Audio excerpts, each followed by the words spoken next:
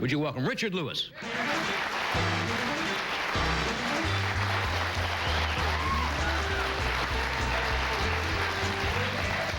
Thank you very much. Happy birthday, Bert. I have dandruff. It's a bad start, but, you know, I'm so excited to be here. You know, it's Johnny's here, Joe, and it's a party for Bert. I should enjoy this moment like you are, but I can't. My mother called me. I tell her, don't call me.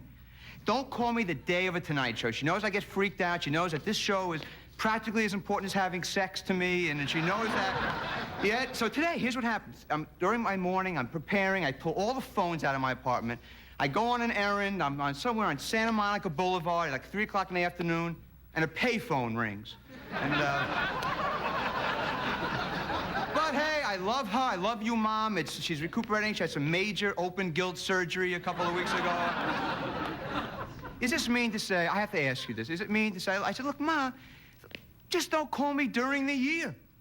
You know, I don't think that's a major thing, and I just saw her. I went back to Jersey, and see, I don't mind visiting Mom and the family.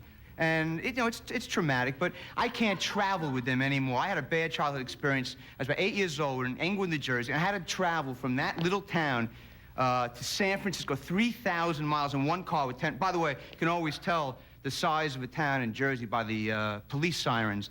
It's in Englewood, from the police station to any crime in the city, it sounds like this. Ah! And they're there. You know, it's,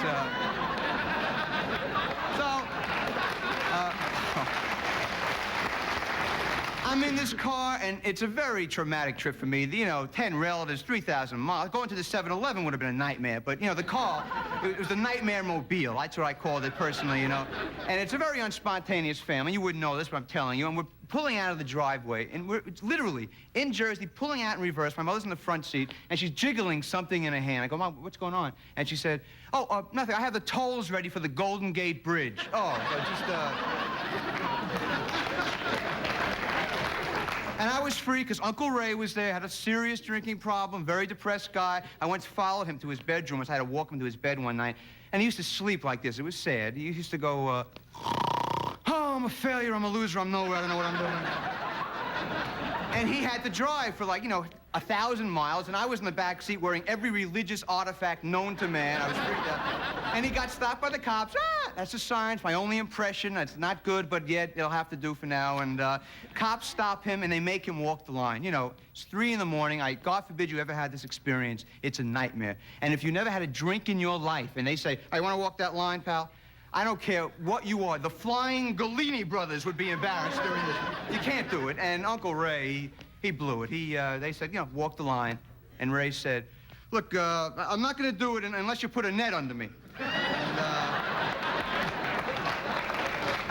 so I just saw, I just saw Ray. I saw all the rails back in New York, New Jersey. You know, it took me longer to get up to this apartment in Midtown Manhattan. I hadn't been back in 3 years than to fly there cross country. I wasn't used to the parking. They have the signs, very confusing. You know, they're made by prisoners who want to get even, apparently, you know, and they have these arrows. You know, they have, you can't park Monday, Tuesday, the square root of Wednesday, transvestites on this side of the street, you know. And you get your spot. You go, wow, you can't believe it. It's like, you found the Lord. You see a spot, you get cocky, you get out of your car, you go to your gig, wherever you're going, you come back, forget about it. 5 hours later, forget the car, that's gone. The other cars are gone, the buildings are gone, the block, it's a fake out. It's a fake out block.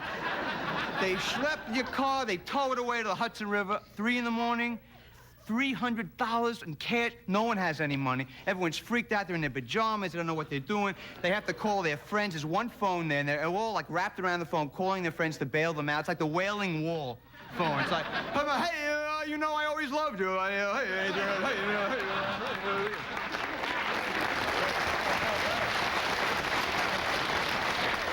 I was very upset because it was a sweet family from Japan. They took a man and wife and 3 children.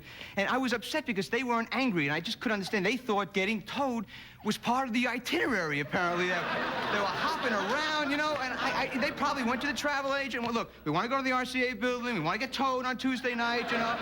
They had their arm around the tow truck, and they're waving, and the Nikon, and they're...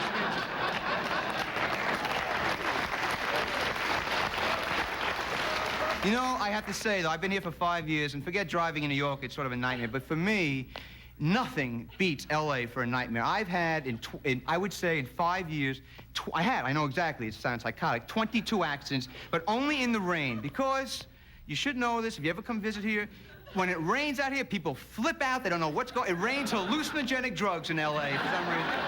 It's unbelievable. It's frightening. Cars, they do-si-do. Cars do-si-do for no reason. They do the horror, they tap each other, they cut in on each other. I had a Datsun Z, which I felt was a decent car to buy about 4 years ago. I had so many crack ups. It's now, I don't know, it's down to a D or a B. I don't know what it is right now. I hope you never had this experience, but if you're driving well and you hit someone from behind, you're doomed. You're doomed because it's your fault. It's so unfair. I once hit 5 or 6 young kids in front of me, a joyride probably. They were doing drugs because they were like a helicopter going in and out, and they were you know, like figure eights in the sky there, you know, and I smashed into them. They were dividing a rum cake equally in the back seat. They were having a good time. Once again, the siren, the cops came, went over to one of the kids, like 6 were driving at once. What happened? And one of the kids said, hey, you know, we don't know. We saw these giraffes playing racquetball. We don't know what's going on here. Cop came over to me, and I went, take me to jail, take me to jail. I knew it was my fault. I had my little valise ready because I knew I was doomed, because I hit the guy in the back. But you don't go to jail out here in L.A. They take you to a place worse than hell. They take the DMV, the Division of Motor Vehicles, and as far as I'm concerned, I'm sorry, I feel it's a neo-Nazi organization. I have never gone to the DMV and gotten out of there, I swear, in under 25 hours, 11 minutes, 8 seconds. It's my own personal DMV Olympic record. So my last crack up was 22, number 22. I said, look, I am not going to ruin my day because these people are unhappy, so I'm going to get there first. I'm going to get in there and get the hell out of there, right? So I wake up at 1 in the morning. I take a quick shower. I am down to that DMV at 2:15 a.m., and there are 25,000 people wrapped around the DMV. They had like little barbecue pits there. They're wailing away with chops. They hired folk acts. I saw the new Christy Minstrels were there. They were going on. I finally get inside. You have no idea where to go because they torture you. They have these signs like back in New York, like A to B, C to L. You hate your family. You've been to a shrink. You have no idea where to go. I get to my little place, and there was an elderly woman there, very old, 80 or 90, and she had, you know, a little bun on her head, which is okay, you know, I don't care, but she had like 17 buns. It was like a Danish circus act. I had never seen anything like this in my life. And she kept them spinning while she was talking, like the old Sullivan show while she was talking. And she says, where's your license? I took it out, and she went, ah! She started to gag. Oh, God, but she wasn't sick. She was mocking me because I never changed to an L.A. license when I moved from Jersey. And I got to tell you something. If you live here and you don't have an L.A. license with a little picture of you eating an avocado club sandwich in the corner, you're dead. You can't get a melon ball. You can't get anything out here. And she went, ah! She gagged. A little whistle, all the DMV personnel stop work, they come over and they do a dance, like you, Momo, they do a whole mock number there. They break pinatas over your head, it's a nightmare, it's a nightmare. And she said, go get your picture taken, get a new license. I said, okay, where is it? Right over there by the camera, thank you very much. I go over there, all of a sudden, there's no camera, she's gone, she became an existentialist. I'm here, she's there, no one's here, what's going on? No one's taking my picture for 5 hours, finally a guy snaps it. And you're so aggravated after 3 hours, you know, you look like a child molester by the time they take it, you know. I bring her back the license. Here it is. Look, same guy. It's the same guy here. And she went, okay, Mr. Lewis, okay, where's your throw rug?